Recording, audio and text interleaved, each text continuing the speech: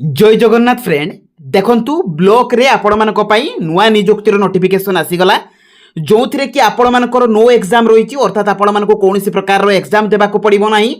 एवं एथिरे free apply रही एथिरे आपण मानक जेकोसी भी कैटेगरी आपण माने हुंतु एथिरे एप्लिकेशन फी भरिबा को पड़िबो नाही जो थी कि सैलरी टी आपण मानकर अप टू 31,000 टंका पर्यंत रहिबो ता सहित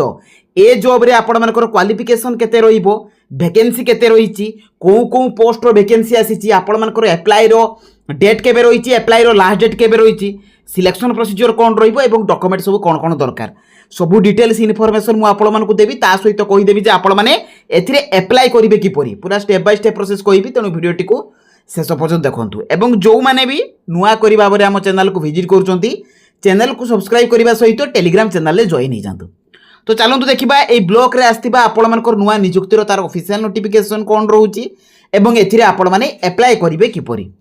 तो फ्रेंड देखंतु ए जॉब रे ऑल ओडिशा कैंडिडेट्स अप्लाई करि परिबे एवं जो जॉब टी रहिबो आपण मानकर ब्लॉक लेवल जॉब रहिबो एथिरे जो सैलरी टी रहिची 24,000 रु आरंभ करिकि 31,000 टका पर्यंत रहिबो दुईटी पोस्ट रो वैकेंसी आसीची एवं जो दुईटी पोस्ट आसीची सेथिरे आपण मानकर डिफरेंट सैलरी मध्ये रहिबो।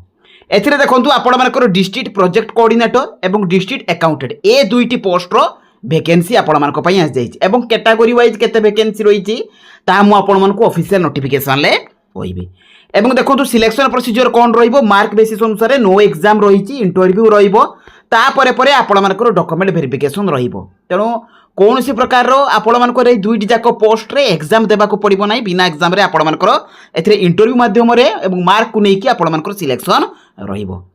सैलरी देखंतु जो डिस्ट्रिक्ट प्रोजेक्ट कोऑर्डिनेटर रहिची सेथिरे 31,000 टका सैलरी रहउची एवं डिस्ट्रिक्ट अकाउंटेंट पाई आपण मानकर 24,000 टका एथिरे सैलरी ए रहउची ता सहित जो एप्लिकेशन फी रहिबो सबु कैटेगरी मानक पाई general EWS OBC ST SC PWD समस्त को पाई फ्री रहिबो एवं एथिरे डॉक्यूमेंट देखंतु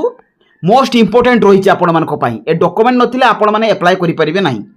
क्वालिफिकेशन सर्टिफिकेट सहित मार्कशीट ता सहित आपण मानकर कास्ट सर्टिफिकेट देबे recent colour passport size photo देबे आधार वोटर पान देबे एवं ईमेल आईडी मोबाइल नंबर ता सहित सीवी बा रिज्यूम बा बायोडाटा फॉर्म जोटा भी आपण मानक पाखरे थिबो आपण माने देई परिबे।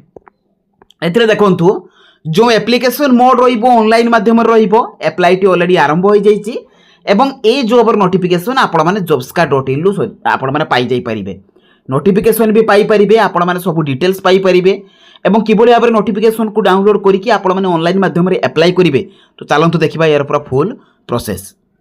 तो देखंतु आपण माने ए जॉब रे अप्लाई किबोली भाबरे करिवे तो प्रथमे आपण माने निज मोबाइल लो गूगल ब्राउजर थिबो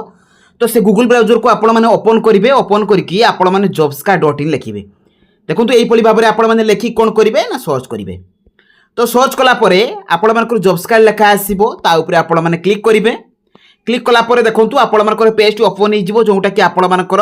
एथिरे सब प्रकार रो अपडेट जॉब रो इन्फॉर्मेशन आपण माने पाई परिबे जहा जहा भी आपण मानकर प्रतिदिन रो जॉब आसुची आपण माने देखंतु एथिरे सब जॉब रो अपडेट इन्फॉर्मेशन रहिची नोटिफिकेशन को आपण माने डाउनलोड करि परिबे अप्लाई लिंक थिले आपण माने अप्लाई लिंक मध्ये आपण माने डायरेक्ट अप्लाई मध्ये करि पारिबे। देखंतु Odisha block level requirement notification रही जो कि कोऑर्डिनेटर एवं अकाउंटेंट पोस्ट वैकेंसी रही ऊपर आपण माने क्लिक करेंगे क्लिक कला परे ए जॉब रो समस्त इनफॉरमेशन आपण मानको मिली जिवो जहाँ जहाँ मुझे आपण मानको डिटेल्स कही 15 एप्रिल रोची आपण मानकर अप्लाई करिवार शेष तारीख एवं एथिरे देखंतु टिके तळो को आसिले नोटिफिकेशन अछि तो नोटिफिकेशन टी को डाउनलोड कर देबे। तो ये देखंतु आपण मानकर ऑफिशियल नोटिफिकेशन रहउची जोटा कि आपण मानकर नुआपड़ा डिस्ट्रिक्ट पाई ए नोटिफिकेशन टी आछि तेणु आपण माने ऑफिशियल वेबसाइट nuapara.odisha.gov.in आपण माने ए ऑफिशियल वेबसाइट को जाई कि मध्ये नोटिफिकेशन को पाई परिबे। एथिरे जो वैकेंसी टी आपण मानकर आसीची प्रथम पोस्ट रहउची आपण मानकर डिस्ट्रिक्ट प्रोजेक्ट कोऑर्डिनेटर जोटा मु आपण मानकु कहउतली एथिरे क्वालिफिकेशन कोन रहिची जदि आपण माने मास्टर डिग्री करथिबे लाइफ साइंस रे करथिबे किबा botany agriculture horticulture social work ए सब रे आपण माने करथिबे तेबे आपण माने ए पोस्ट रे अप्लाई करि परिबे। देखंतु फ्रेशर्स में अप्लाई एथिरे आपण मानकर एक्सपीरियंस भी आवश्यक नै फ्रेशर पिला माने मध्ये अप्लाई करि परिबे। सेकेंड रे जदि आपण मानकर ए क्वालिफिकेशन नाही तेबे आपण माने जदि बैचलर डिग्री करथिबे लाइफ साइंस रे किबा बोटानी रे किबा आपण माने एग्रीकल्चर अर्थात आपण माने जदि +3 करथिबे तो ए सब रे आपण मानकर जदि थिबो तो आपण माने एलिजिबल हेई परिबे। रिक्वायर्ड स्किल एंड एक्सपर्टिज आपंकर ए मेनसन रही है कौ स्किल आपंकर आवश्यक ताकि आपण मैंने भल भाव में चेक करेंगे निजे पढ़ी पारे टेलीग्राम में मुझे नोटिफिकेशन प्रोवाइड करदेवी। सेकेंड जो पोस्ट रोचे आपंकर डिस्ट्रिक्ट अकाउंटेंट पोस्ट रोचे से भी आपंकर गोटे पोस्ट रोचे ए भी क्वालिफिकेशन देखो आपंकर मेनसन रही जदि आपण मैंने बैचलर डिग्री करेंगे अकाउंटिंग रे कि फाइनान्स रे बा रिलेटेड अन्य कौन भी से रिलेटेड रे आपण मैंने करेंगे तो एलिजिबल हो पारे। एथिरे भी आपण मानकर सब डिटेल्स मेंशन रही जे आपण मानकर मिनिमम 3 इयर्स एक्सपीरियंस सहित प्रोफिशिएंसी इन एमएस ऑफिस तो आपण मानकर कंप्यूटर नॉलेज थिबा दरकार MS Office particularly Excel PowerPoint ये सब रे आपण मानकर नॉलेज थिबा दरकार।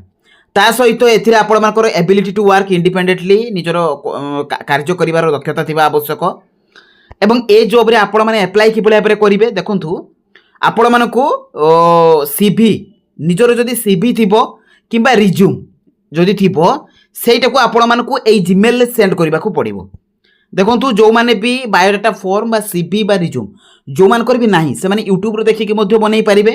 किंबा निकटस्थ नेट जोन को जाई कि भी मध्य आपण माने निज निजर सीवी मध्य बनै पारिबे। बहुत इजी प्रोसेस रही छि आपण माने बनै पारिबे। तो से सीवी टी को आपण मानकु ए जीमेल ले सेंड करबा को पड़िबो 15 एप्रिल 2024 सुधा। तापर आपण मानकर एतले इंटरव्यू होबो बा आपण मानकर सिलेक्शन रहिबो सेतबेले आपण मानकु मेल आसीबो एवं से मेल रे आपण मानकु इन्फॉर्म कर दिया जे कोन डेट रे आपण मानकर इंटरव्यू रहिबो बा सिलेक्शन रहिबो। एवं मने रखंतु 21 रु 42 वर्षर कैंडिडेट माने ए पोस्ट रे एलिजिबल अछंती ए दुईटी जाक पोस्ट रे अप्लाई करि परिबे। ता सहित जो माने एसटीएससी अछंती सेमानक पई अपर एज रिलैक्सेशन रहिबो 3 वर्ष पीडब्ल्यूडी मानक पई 10 वर्ष रहिबो ओबीसी मानक पई 3 वर्ष एसटीएससी मानक पई 5 वर्ष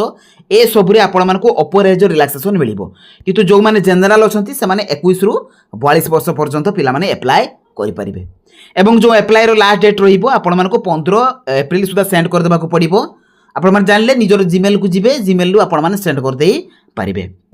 तो बहुत भल पोस्ट रही जो मानकर क्वालिफिकेशन अच्छी से मैंने निश्चित भाव में अप्लाई करूँ जोटा कि आपर नुआपड़ा जिला आसी नेक्स्ट आपर अन्य जिला गुड़िक आसवाक जाऊँगी जितेबाला भी आसो मुझे इनफर्मेशन नहीं कि आसबि